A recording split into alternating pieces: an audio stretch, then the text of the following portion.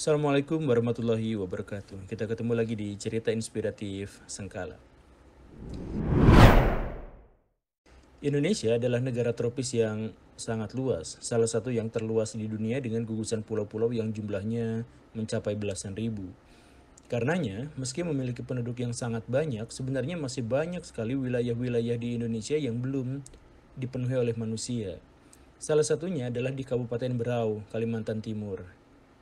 Di sini kita akan menemukan sebuah danau eksotis yang sering dijuluki sebagai Labuan Cermin.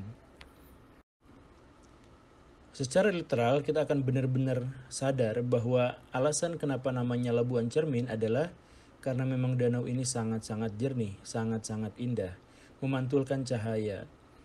Danau ini seperti kaca biru yang indah. Warna airnya adalah gradasi antara biru tua, biru muda, hijau, dan putih yang menggenang sempurna di tengah-tengah pepohonan dan hutan bakau yang rimbun. Warna danau ini sama sekali tidak menutup kejernihan airnya, justru menguatkan kesan itu. Berada di sini, kita seakan-akan ada di dunia yang lain. Kita bukan hanya akan disuguhi dengan berbagai pemandangan alam yang memukau, tetapi berbagai ilusi optik. Batas antara perairan dengan pepohonan di sekitarnya sering nampak samar.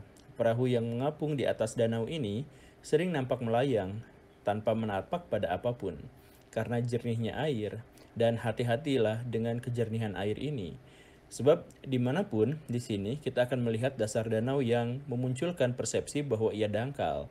Padahal kedalamannya lumayan, sekitar 3-5 meter. Ini peringatan ya, hati-hati tenggelam. Kalau belum bisa berenang, sebaiknya menjelajah dengan kawan-kawan atau tour guide.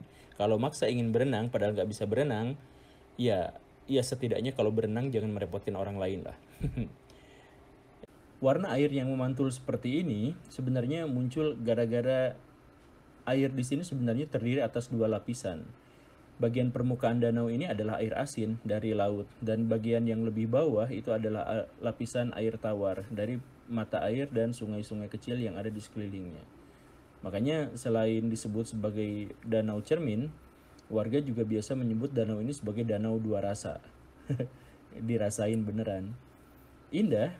Sekarang danau ini sudah menjadi tempat wisata. Warga dan pemerintah setempat sudah menyiapkan sarana penunjang untuk kawasan seluas 2 hektar ini. Ada beberapa peralatan menyelam, perahu, tempat penginapan, dan lain-lain.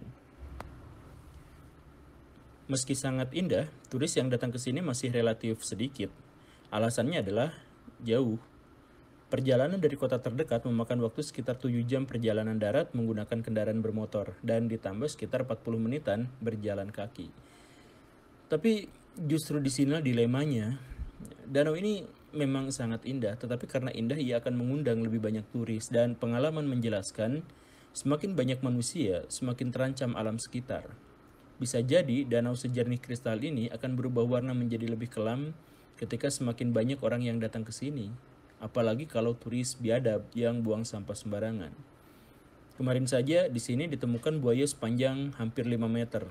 Pemerintah setempat langsung panik dan menutup kawasan wisata sementara waktu. Ini bertanda buruk. Buaya itu mungkin saja memang sudah beranak pinak di sana. Ini adalah habitat alamiah mereka. Tetapi kemudian manusia masuk dan mengenali keindahan danau ini, lalu tertarik untuk mengunjunginya, lalu mengubahnya dan biasanya merusaknya. Makhluk-makhluk di sini akan disingkirkan agar manusia bisa menikmati keindahan alam yang semakin lama semakin sirna seiring semakin banyaknya manusia dan semakin terusirnya makhluk-makhluk yang ada di sini. Di masa lalu, kita digelari cerita kan bahwa nenek moyang manusia itu diusir dari surga untuk datang ke bumi. Tetapi seringkali kita melihat bahwa di masa kini, bahwa kita tidak pernah diusir dari surga, tetapi kitalah yang ada di surga dan merusak surga itu. Surga yang indah menjadi fana, alam yang sempurna yang sudah dibangunkan Tuhan untuk makhluknya, dirambah, dijarah, lalu dirusak. Itu yang kita lihat sehari-hari. Saya tidak sedang memprediksi, saya sedang menceritakan apa yang terjadi di tempat lain di seluruh dunia. Toh ceritanya sama dan selalu berulang. Apakah ini juga akan berlaku pada Danau Labuan Cermin? Semoga tidak, tetapi pengalaman mengatakan iya. Semoga bisa mengambil pelajaran. Terima kasih. Assalamualaikum warahmatullahi wabarakatuh.